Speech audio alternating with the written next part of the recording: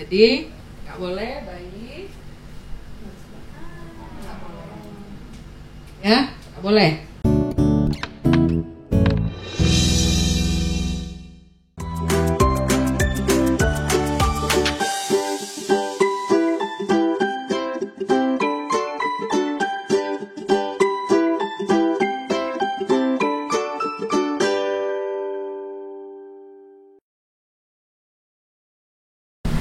Karena sudah ada disosiasi gerak namanya, tidak gerak yang bruk itu semua, ya itu pertanda baik. Jadi kalau misalnya umur 7 bulan masih bruk, tidak masalah, ya karena 7 bulan harus sudah ada disosiasi gerak, ya. Terus ke sana berarti otot ini harus kuat, kemudian baru maka akan ada gerakan rotasi yang sudah dibangun pada saat bisa rolling. Sehingga tadi pertanyaan, jangan sampai anak nggak suka tengkurap dibiarkan, harus tengkurap. Kenapa? Karena itu menjadi fondasi untuk perkembangan yang di atasnya. Oke, nah sekarang coba pelan-pelan. Nah, numpu di mana? Siku. Maka penting sekali pada awalnya harus bertengkurap numpu di siku. Setelah itu, nah numpu di tangan. Baru kemudian melakukan gerakan. Ya, jadi di mana itu prasyaratnya? Tetap harus ada prasyarat di sini, prasyarat di siku, prasyarat di tangan. Oke, panggulnya harus mampu menahan di posisi. Nah, sekarang coba adik rasakan, coba baring. Nah, apa yang salah? Bangun. Nah, di mana? Tidak ada gerakan rotasi. Oke, pertama tidak ada gerakan rotasi dan berat sekali kerja sistem di sini. Coba, berat sekali. Di sini bagaimana? Berat juga, karena nahan. Ya, ya. Oke. Nah sekarang terus duduk. Duduk, ya baring miring, pola yang benar. Duduk langsung bersila. Nah, ini yang sering jadi pertanyaan. Jadi umur berapa boleh digendong begini? Kalau sudah bisa duduk. Kenapa? Karena sini sudah mulai stabil. Tadi pada saat miring, otot di sini sudah mulai bisa menjaga stabilitasnya. Sehingga pada saat duduk, stabil. Baru boleh sila. Ya. Nah, terus sekarang tuh banyak ada apa deh namanya, hip sit. Yang harganya aku baru tahu loh, harganya sampai belasan juta ya. Nah, sekarang pertama, kalau misalnya sudah bisa duduk, gendongnya gimana? Kalau pakai cukin, boleh dipegang sampai sini. Duduk nih. Nih udah bisa duduk. Boleh. Jadi kita harus memberi kesempatan sampai ke bawah. Karena pada saat duduk ini sudah mulai kuat. Ya. Nah, sekarang patokannya apa? Atau kejual bukunya di luar, beli nanti. Cara gendong. Jadi kalau misalnya, oh ya saya tadi lupa menyampaikan. Jadi kalau misalnya kita ingin menggendong bayi yang umur 4 bulan misalnya, ini kan sudah bisa begini toh, bayi 4 bulan. Jadi nggak apa-apa dek, gendong saja seperti ini. Nah, itu sama dengan posisi tengkurap. Nah, ini kita akan memberi kesempatan untuk lehernya jadi kuat. Kalau misalnya sudah usia 7 bulan dan sudah duduk, kita pegangnya di sini. Ini, tuh boneka aja tegak. Ya, kapan hip sitternya boleh? Yo, kapan hip sitternya boleh? Kalau sudah bisa duduk sendiri. Ya, karena untuk duduk sendiri ini harus Itu ramping ya, tapi masih ada banyak. Ini, nih, jadi panggul ini ya. Yang sering terjadi adalah begini. Di sini melengkung. Jadi pakai hip seater jadi begitu. Nah, coba mamanya kesini rasain. Serius. Kalau belum ngerasain kita nggak nyaman ya. Ya, pakai celana ada ramping berikutnya kok. Jadi gini coba nih. Ini seperti saya. Oh.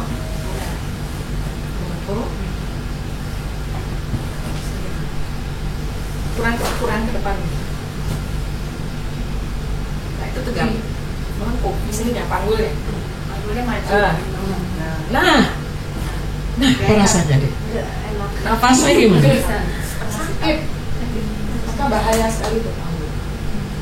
Bagaimana duduk itu? Coba ikut saya.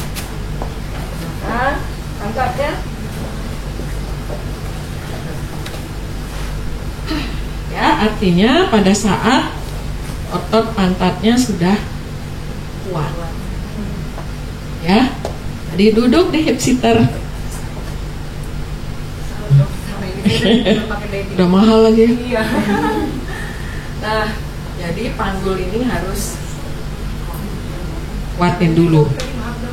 Tetap harus ke depan ya tangannya. 4 bulan, ya di sana sudah mulai akan mulai 4 bulan kita mulai begini. Di depan itu. Ya. Di depan. Ya. Oke. Nah, gimana pakai gendongan yang kain? Sorry, gendongan kain gimana? Kadang-kadang sampai 9 bulan masih itu sampai sini digendong ya. Jangan. Karena nggak bekerja otot sini. Ya harus dibuah sampai ke bawah. Jadi megangnya ini. Karena ini juga artinya akan mensimulasi. Ya. Nah, terus sekarang coba merangkak. Berdua merangkak. Kalau mau, nah dari duduk ke merangkak gimana posisi? Coba. Coba masing-masing harus mencoba dulu. Nah, gimana? Apain dulu? Pelan. Nah, gini dulu. Duduk nih. Nah, mau merangkak gimana? Pelan. Yes. Terus, nah stop. Gimana harus kuat? Panggul. Ya, karena bayi yang besar.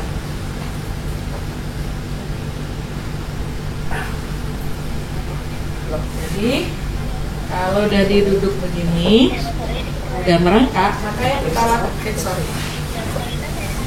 coba pelan-pelan deh. Duduk sini. Duduk. Ya. Untuk merangkak, kita akan melakukan apa? Menekuk, kemudian memindahkan ke belakang, naik. Nah, jadi gerakan merangkak itu sulit. Apa yang terlihat? Harus ada kerja belahan tubuh kanan dan kiri.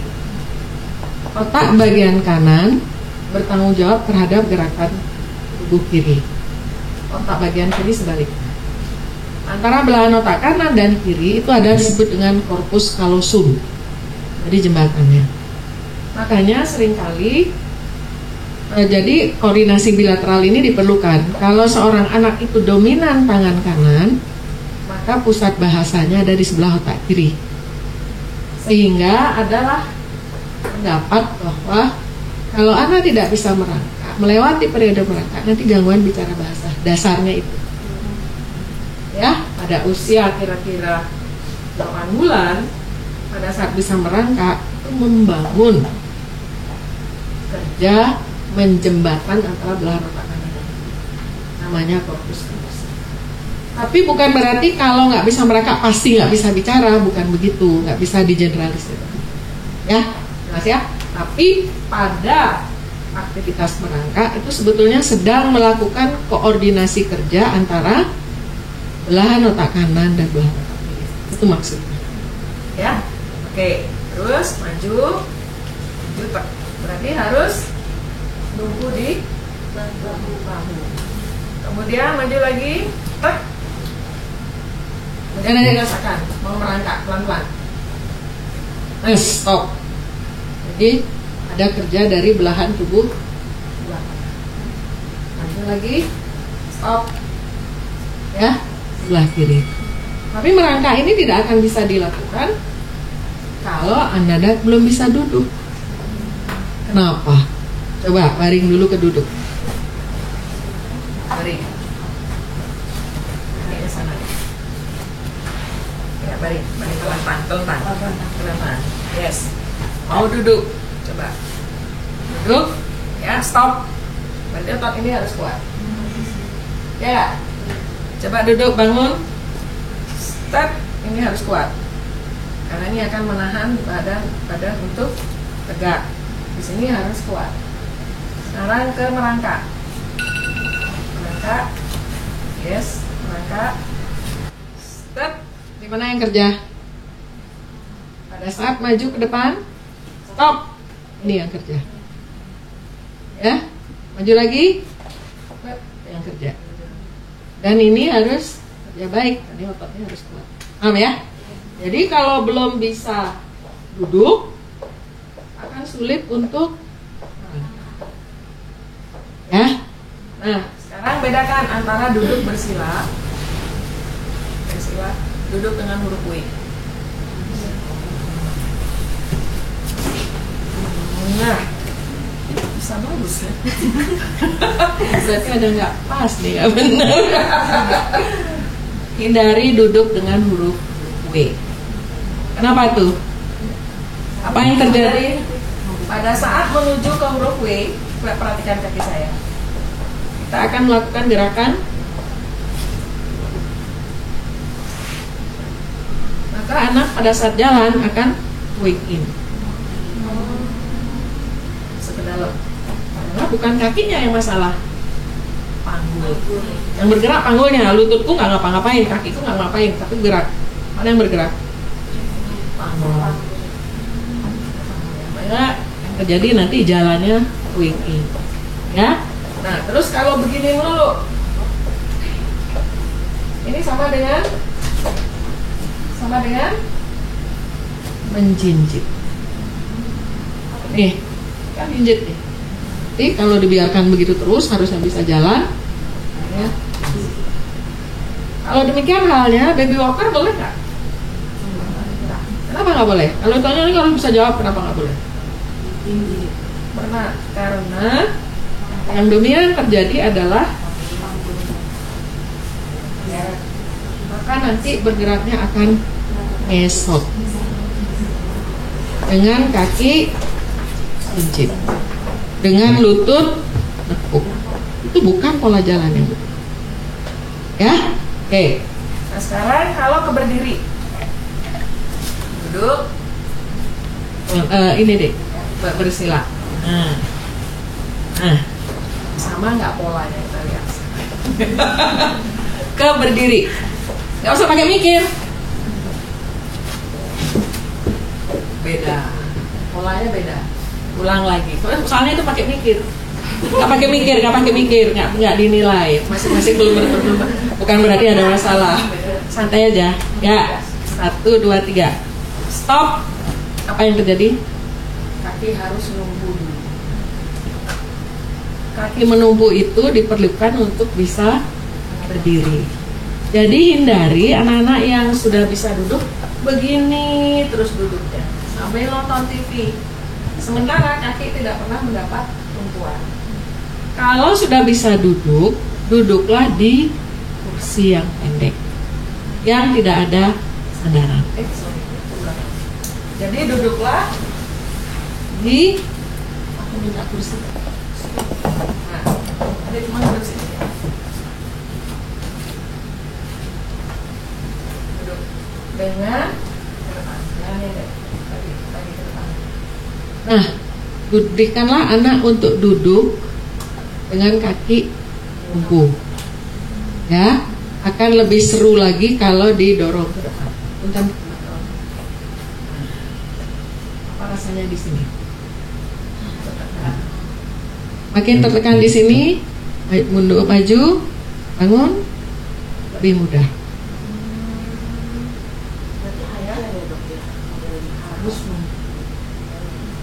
Kakinya harus ajar, nggak boleh kakinya begitu kiwir-kiwir.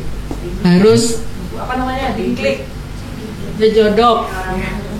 Ya, tuh, ya, pegang ke depan lagi, badannya ke depanin. Nah, ini jangan dipegang. Kalau nenek-nenek baru begitu. Ini. Bangun, stop. Nah, jadi ini sama dengan kalau dimiringkan kursinya. Ini kayak gini, ini kencang banget nih ototnya. Ini akan berguna untuk. Oke. Jadi kalau sudah bisa duduk, jangan main di lantai, itu yang maksud. Kalau kita main di lantai terus, nah sekarang coba duduk begini deh. Duduk begini. Di sini. Yuk berdua. Duduk begini. Nggak usah mepet-mepet. Ya, bangun. Nah, repot banget. Jadi untuk mensimulasi debaring dari duduk ke berdiri, boleh begini. Karena itu begini pula. Ini tangannya kan mau diambil nih. Nah, banget. Enggak, itu nggak bisa, itu anak-anak belum bisa malah. Ini, coba bangun. Nggak bisa. Gendong. Mana? Salah kan? Jadi harus numpu. Makin rendah jejodoknya, makin baik. Ya, karena jejodok yang rendah sekali, coba jongkok. Ya, terus berdiri. Yes, ini kan kerja sangat keras. Ya, tapi kalau kita begini, anak-anak kita biarkan begini nonton TV, pakai begini pula. Selesai ya. Ini harus mampu dan harus duduk. Oke. Nah, sekarang coba berdiri. Nah, pada usia kira-kira 5-6 bulan itu kan sering sekali bayi begini. Tuk gitu ya. Jangan pegang di sini. Peganglah lebih ke bawah. Karena kalau pegang di sini kakinya pasti gitu. Kakinya pasti jinjit. Ya. Jadi kalau sudah bisa berdiri, peganglah di sini. Ya. Jadi kalau sudah bisa berdiri, pegang di sini, jangan pegang di sini. Pegang di sini akan nangkring kakinya ke atas. Apalagi kemudian dititah, polanya itu sudah ada sebetulnya, tapi kekuatannya nggak ada. Jadi nggak boleh, harus pegang di sini. Kalau pegang di sini pasti nggak akan jinjit. Ya, akan stabil. Dan kita memberikan tekanan ke bawah. Artinya kita memberi stimulus pada otot, tendon, dan seluruh kesendian sehingga Anda menyadari aku punya ekstremitas bawah. Tapi kalau duduk seperti tadi, misalnya duduk itu deh, nggak, coba kita duduk begini, dapat nggak tekanan di bawah? Nggak ada sama sekali. Dan pantatnya makin lama makin tepos. Makin tepos pantatnya, panggulnya makin nggak stabil. Jadi nggak bisa berdiri. Dipeganglah ke atas. Begitu pegang ke atas, nangkring kakinya, muter deh di situ. Datang deh ke saya. Udah itu saya dipegang, udah selesai masalah. Udah bayarin mahal, nunggunya berbulan-bulan. Ya, paham ya?